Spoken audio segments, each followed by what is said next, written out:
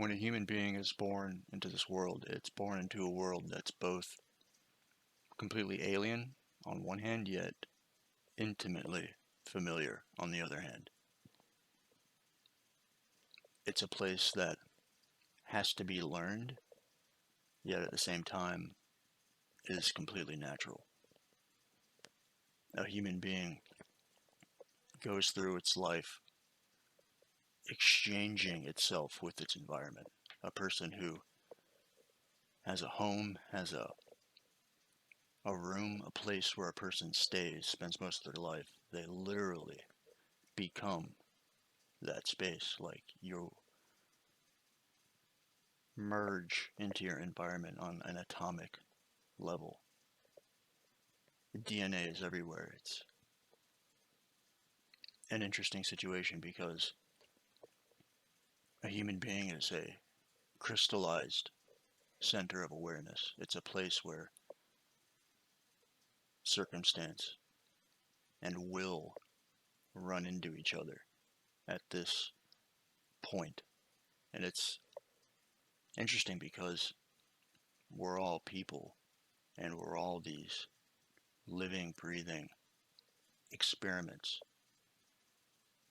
that's going on all the time. We all contribute to the body of knowledge, to the body of wisdom. We can all say something, even if it's something that's been said before, in a new way.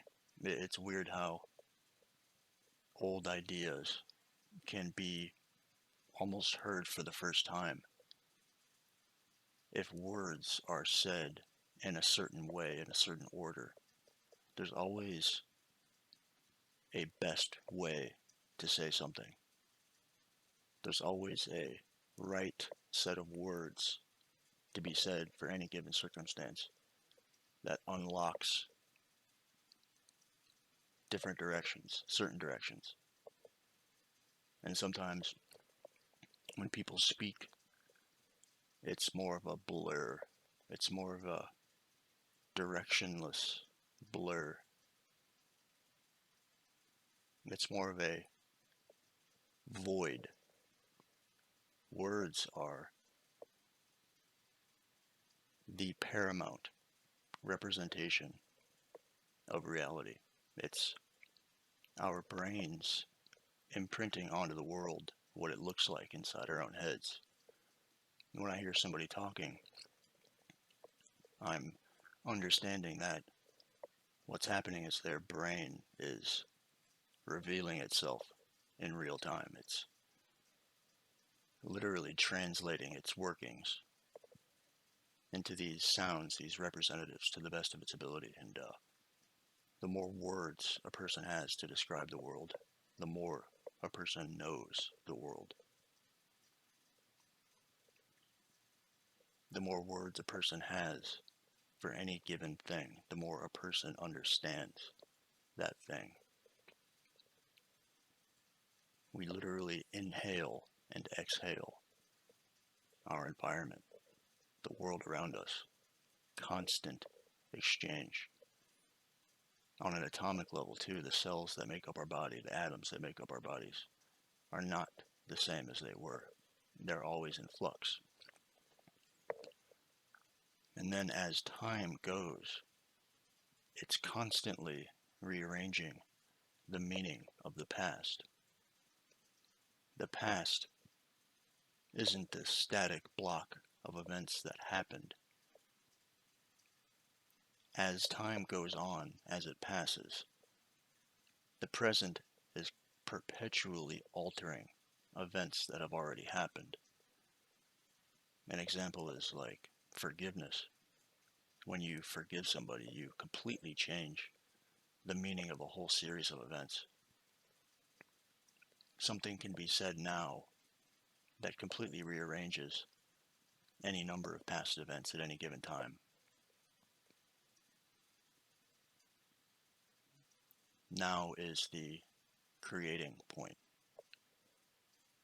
There's been a lot of philosophies geared toward focusing on the present. It's almost this glorification of the present. it almost seeks to lock a person's attention into the present while relegating the past and the future to just illusions. But that's half the story. It's only 50%. A person locked in the present has no mind toward changing events that have already happened or events that are coming. That's the interesting thing about a person too. We have this weird ability to forecast what's going to happen. Our brains have this constantly in flux priority system working. And it's constantly changing. It's a top 3, a top 5, a top 10, a top 100, Breathing is obviously at the top of that list, but it's basically on autopilot. Eating is obviously at the top of that list, but when you're full, it moves down the list and you can focus on other things. When you're driving, the priority list changes. When you're at work, it changes. When you're in the presence of certain people, it changes. This priority list self-organizes on the one hand, and on the other, we're able to reach into ourselves and organize it as we want. And it's actually a hard thing to do because we're in this weird situation where our organism, our body, doesn't just listen to us. It doesn't just do what we want it to do. The reason human beings feel so alien is because our center of awareness, our combined sum of everything we are, feels like this isolated point that's trapped in a body. But the human body isn't separated from the world by our skin. It's bound to it. And our awareness, our attention is always, almost always, in spotlight mode, where it's like a dark room with a flashlight that's just slowly scanning over the room, finding objects one at a time with no discernible pattern. Floodlight awareness is when that dark room is lit up by flicking a switch. It just lights up the whole room. A person can't go through life in just one of those two types of awareness all the time. It's constantly going back and forth between floodlight and spotlight. And that's the thing.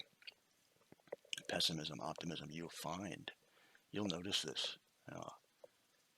Everything that I can observe, everything that I can notice is the synergy of two opposing forces acting upon each other, like the two hemispheres of the brain, the two eyes comprising vision, an inhale and an exhale, comprising breathing. There's always a left and a right meeting and creating friction. And it's that friction that is the movement of time. It is the go. It's what's happening. It's circumstance versus will. It's male and female. It's positive and negative. It's front and back. You'll never find any place in this universe where there isn't something and its opposite going together. And that's the thing. It's easy to exclude half of each set. When we talk about male and female, it's easy to get fixated on just the male or just the female, but male and female are two parts of one whole, one process. That is humanity. And when a man and a woman come together and there's friction, there's synergy, love, more people are made as a result of that.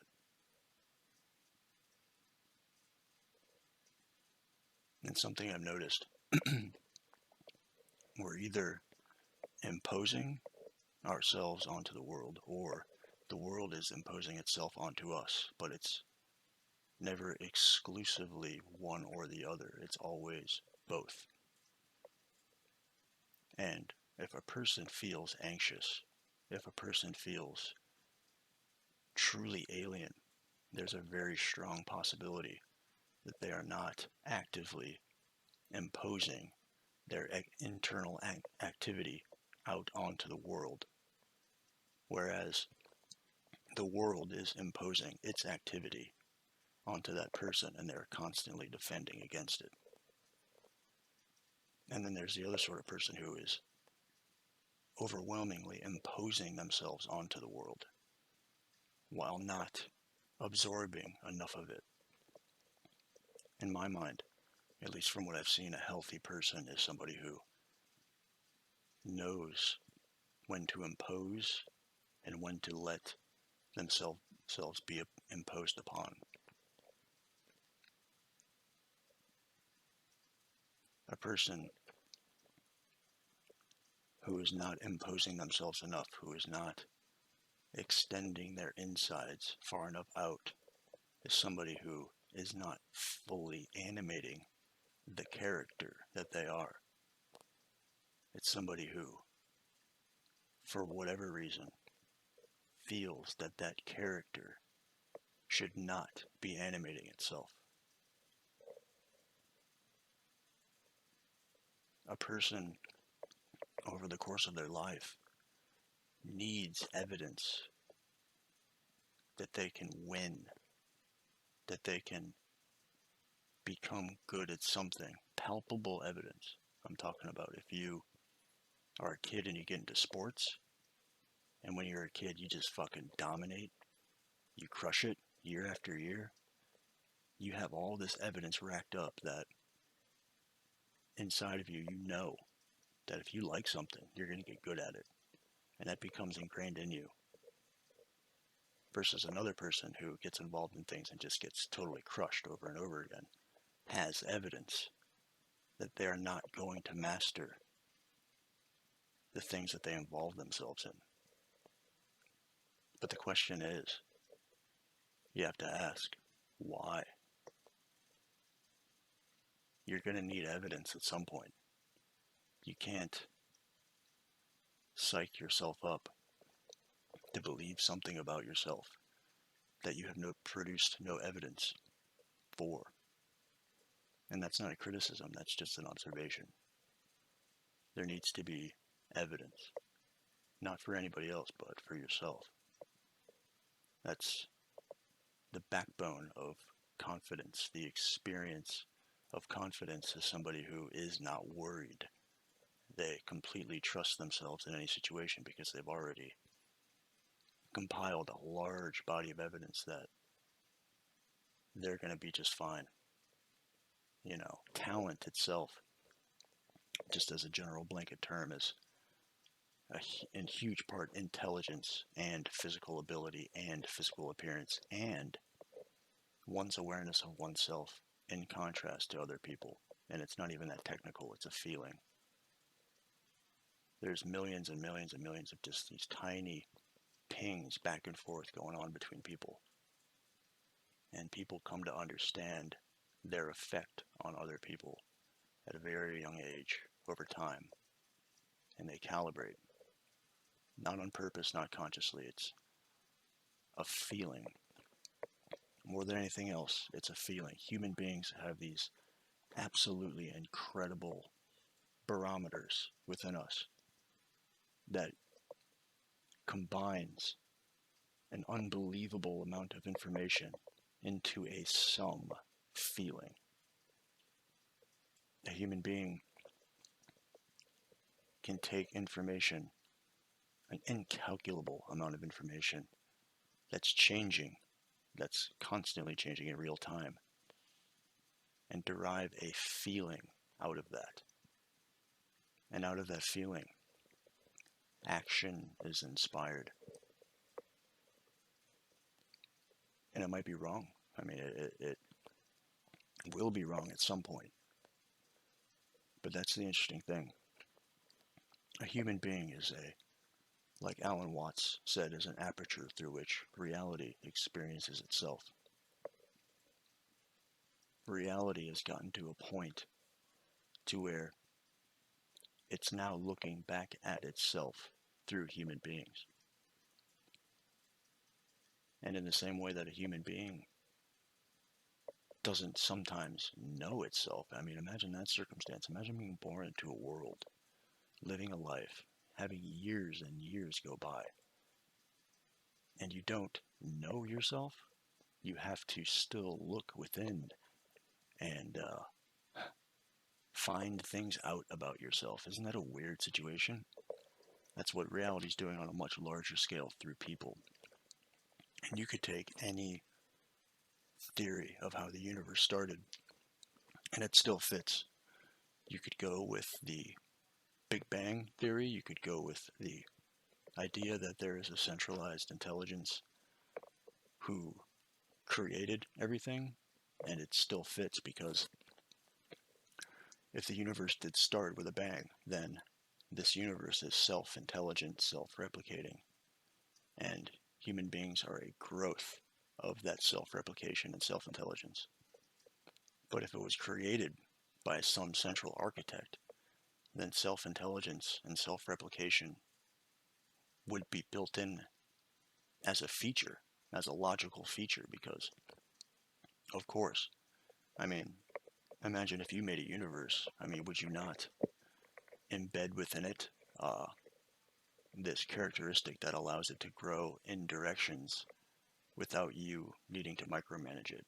In fact, what would be the point of creating a universe that you had your finger on every event?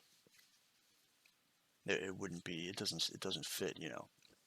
If you were to make a universe, you would get the basic architecture in place and then flick it and let it go so that it does things that surprise you.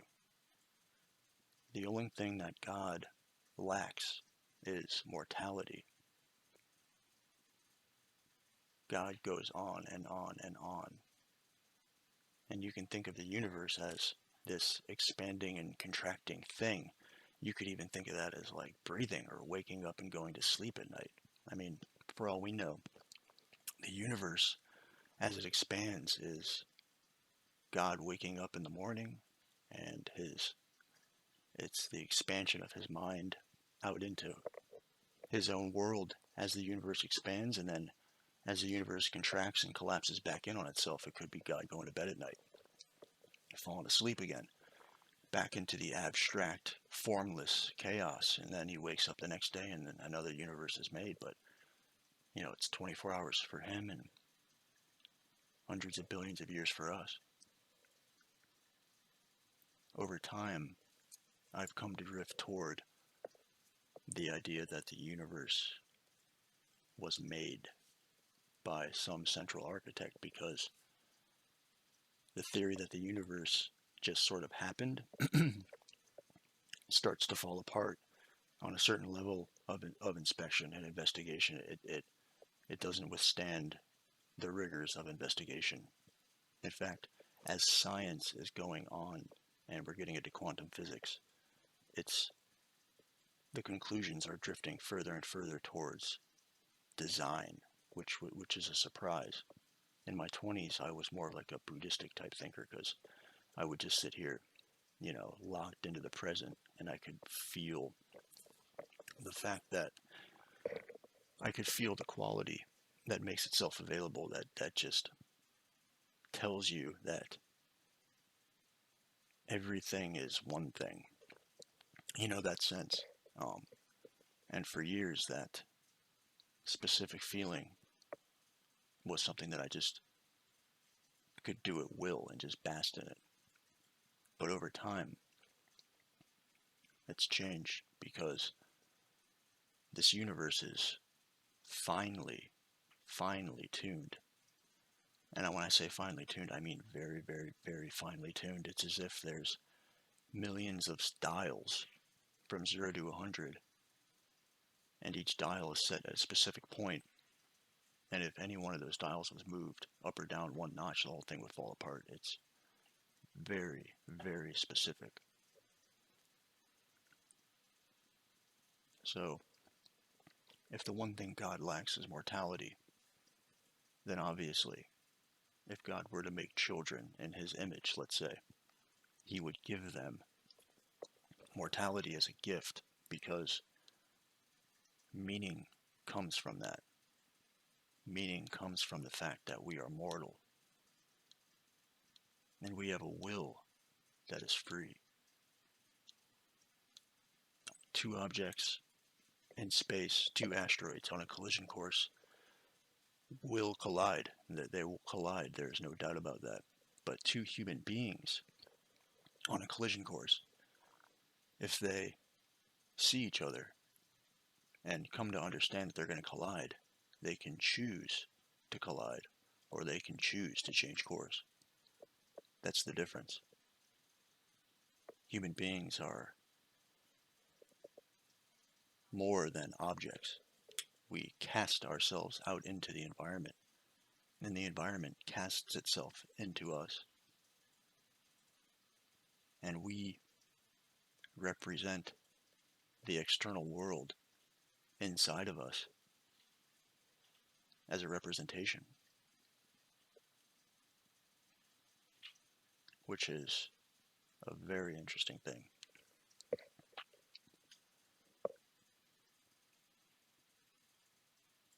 And then let's say let's say you're God. Let's say you're a being that has made multiple universes. You've made who knows how many iterations. You've done it so many different ways. And we don't know what number this is, hypothetically, this current universe. But this time, you decide to be a male, a man. And this time, you decide to have 2 arms and 2 legs, and a head and a body. And you decide to make human beings within that image. And when you make those human beings, you instill into them the same sort of logic and reasoning that you have, only to a much smaller degree in terms of horsepower, but we have the same sort of reasoning because it's that reasoning that's required to deduce what's going on. It's like a copy and paste, but with a huge amount of power removed, a huge amount of forecasting power removed, a huge amount of resonance removed. Like, we can't remember every single thing. There's a huge amount of overall horsepower that's just been taken out because if we were allowed to keep it, it would just be too much. The game would be very, very different if human beings could literally remember everything. It would be a different game if human beings didn't feel, or if human beings did things just out of pure rationale. It would be completely, completely different. And in the Bible, it says things like, God is a jealous God. So one can easily come to the conclusion that if God is jealous, he feels things like that he must feel other things too. All the other emotions as well. But you could look at this from any point of view. You could really, and that's the thing about being a person. Like, every single person, every single human, by being alive, has a chance to be this living experiment in determining what's going on. Because that's a weird circumstance too. Like, you're born into a universe where you have to uncover what it is. I mean, that's very strange. Very strange.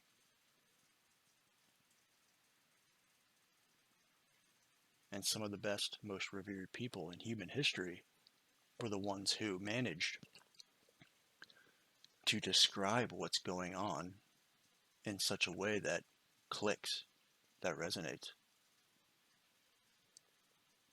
Some people have put together strings of words that represent a particular circumstance or set of circumstances in such a way that it literally transmits immediate understanding straight to anybody who reads it. And it's not always what's said, it's how it's said. But it is healthy to always have both points of view. It's not just the macro or just the micro, it's always both in flux. Always. You'll never get out of that scenario. So it's never just defense or just offense, it's always both in flux. In this day and age, it's like we happen to be the generation that's gifted with the transition to internet from pre-internet, and the internet is it's a game changer, man. It's a real fucking game changer. So we're all figuring out how this shit works right now, and there's never been more access to information than there is right now. Anybody can learn anything that interests them and become basically an expert right now at any point, any subject.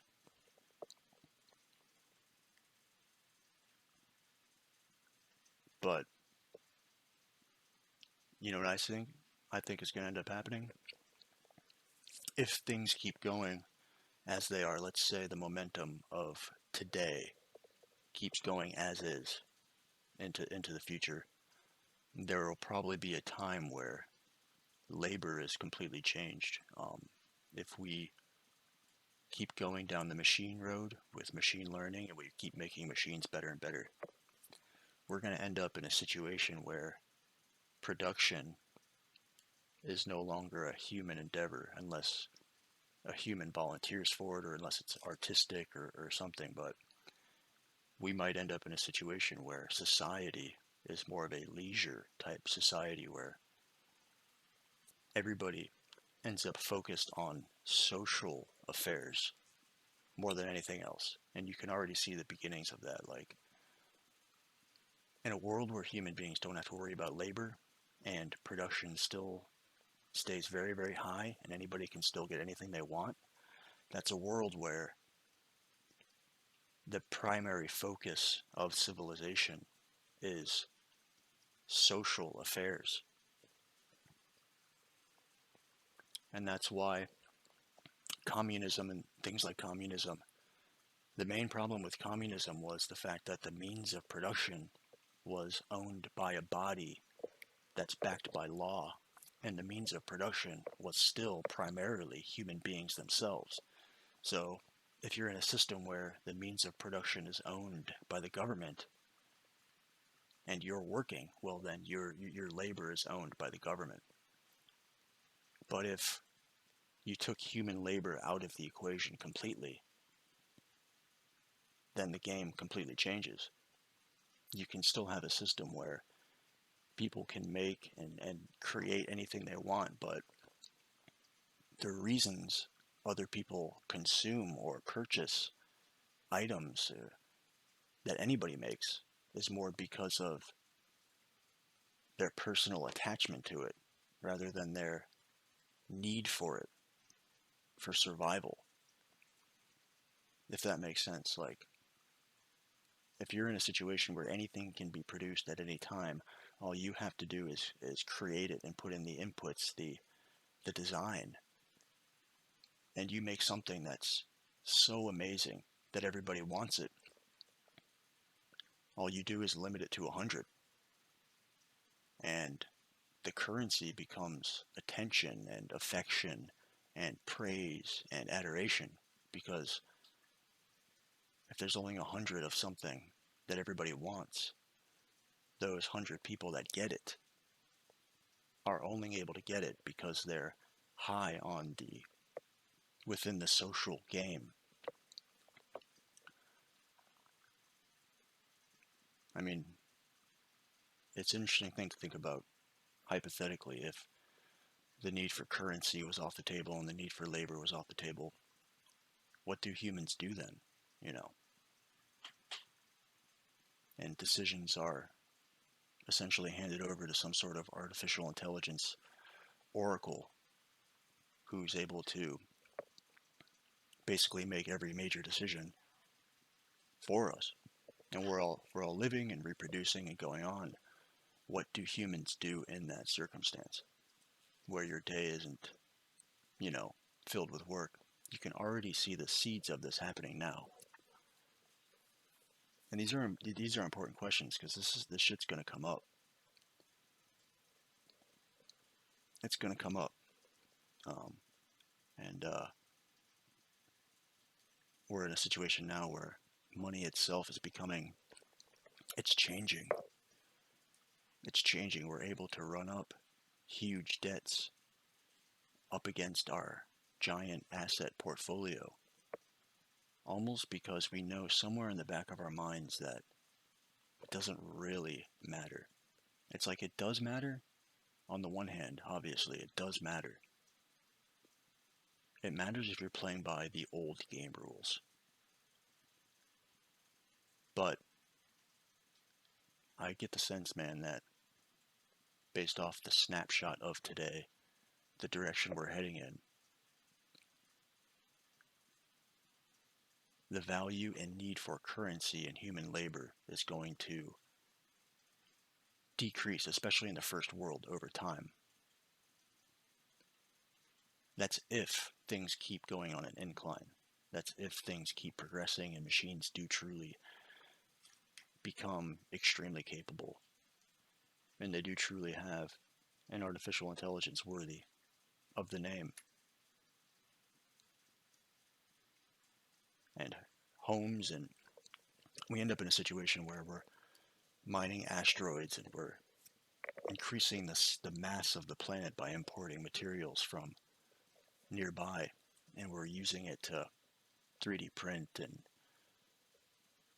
make houses and it just make all kinds of different materials. It's like that would change everything. That would change everything. But the way things are now, it's sort of a middle ground. Anyway.